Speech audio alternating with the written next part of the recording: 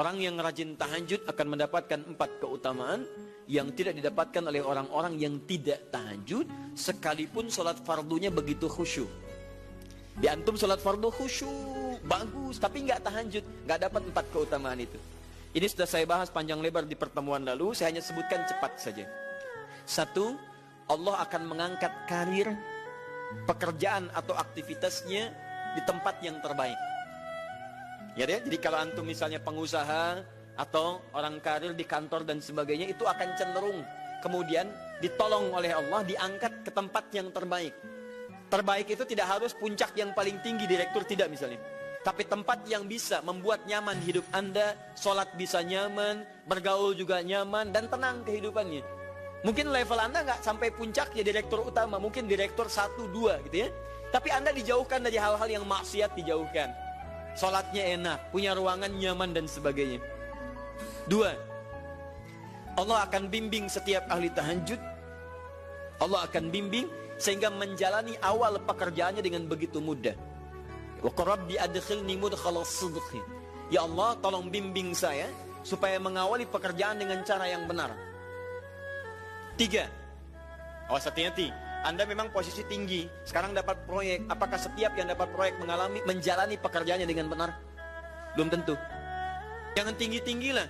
Maaf ya, apakah orang tua yang sekarang menyekolahkan anaknya ke tempat belajar menjalani awalnya dengan benar?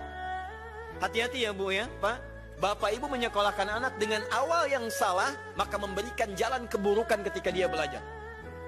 Saya katakan jangan pernah Anda masukkan anak Anda ke sekolah dengan menyogok.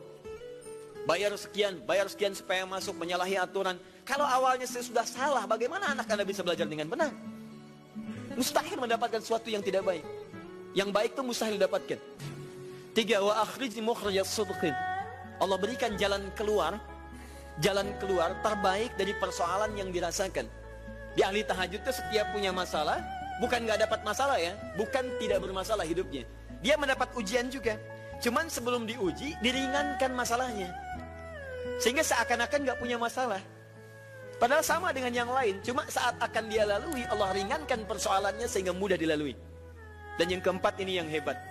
Ya, waj'alni min ladunka sultanan nasyara. Allah akan tolong langsung orang ini ketika ada lingkungan sekitar yang akan menyakiti atau menjahilinya. Kalau diisengi orang, diganggu orang, dan sebagainya, ini orang-orang seperti ini langsung mendapatkan perlindungan dari Allah Subhanahu wa Ta'ala. Ada satu kali, ini kisah nyata, seorang saleh ahli tahajud, sampai saking ahli tahajudnya tidak ingin meninggalkan kebiasaan ini. Ini sangat nyata kisahnya dan tidak mengarang. Satu kali Pak, kemudian malam-malam dia perjalanan dengan rombongan. Begitu perjalanan, orang-orang tidur, sampai dia mengendap-endap, kebiasaannya tidak ingin diketahui oleh orang lain. Satu malam kemudian, dia bangun setelah orang lain tidur, masuk dia sedikit ke area sedikit ada dalam hutan. Begitu sedang menunaikan sholat, dia duga kemudian tidak ada orang lain yang melihatnya. Ternyata ada satu orang atau beberapa yang kemudian tergerak, mendengar suara dan menyaksikan kebiasaan dia.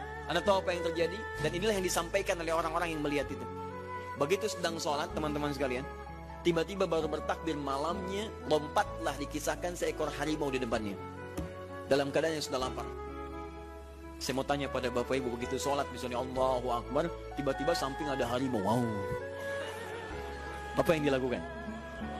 Kabur. Udah gak panjang pikirnya, kabur ya kan? Baik. Sekarang lihat apa yang beliau sampaikan.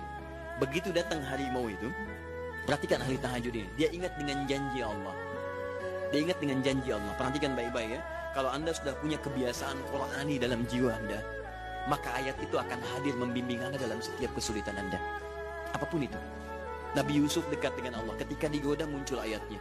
Laula ara'a burhana rabbi. Kalau bukan melihat petunjuk dari Rabbnya, niscaya ada sesuatu yang buruk terjadi kepadanya. Tapi Allah jaga beliau. Lihat baik-baik teman-teman. Begitu melompat harimau itu, kemudian dia katakan dalam jiwanya. Lihat kalimatnya. Ya khalqallah. Hei makhluk Allah. Dia tidak katakan ya namar, hei harimau, tidak. Kalau disebutkan harimaunya menunjuk pada zatnya, tapi dia lekatkan makhluk ini kepada penciptanya. Hei makhluk Allah. Ya khalqallah, hei makhluk Allah. Jika saya memang rizki yang telah Allah tetapkan untukmu pada saat ini, maka saya ridha untuk engkau makan, silakan, tidak ada masalah. Kalau Allah tetapkan saya sebagai rizki untukmu pada saat ini, silahkan. Tapi kalau saya bukan menjadi rizki yang telah Allah tetapkan untukku pada saat ini, maka jangan coba-coba ganggu ibadahku hari ini. Lihat kalimatnya, bukan jangan makan aku. Ingat, bukan jangan makan aku. Jangan coba-coba ganggu ibadahku saat ini, atau aku akan mohonkan pada Allah penciptamu untuk menghancurkan engkau saat ini juga. Perhatikan, dia minta jangan ganggu tahajudnya, bukan jangan makan dirinya. Apa yang terjadi ketika dikaitkan dengan ayat perlindungan tentang tahajudnya, maka tiba-tiba harimau ini pergi meninggalkannya, mengaum sekali langsung pergi. Anda bisa bayangkan, bisa nggak malam-malam begitu Anda sholat, tiba-tiba ada nyamuk misalnya kan banyak tuh, begitu Anda mulai disengat oleh nyamuk, diambil Anda katakan, hei nyamuk, kalau ini memang rizki yang telah Allah tetapkan untukmu saat ini, sedot sebanyak-banyaknya, saya ikhlas. Tapi kalau bukan, jangan coba-coba ganggu saya. Atau saya mohonkan kepada Allah pencipta untuk menghancurkan kau saat ini juga. Masya Allah. Kira-kira apa reaksi nyamuk? Makin banyak kayaknya. Coba cek. Berarti chemistry-nya harus lebih dibangun lagi. Tingkatkan. Itu waj'alni min ladunka sultanan nasira.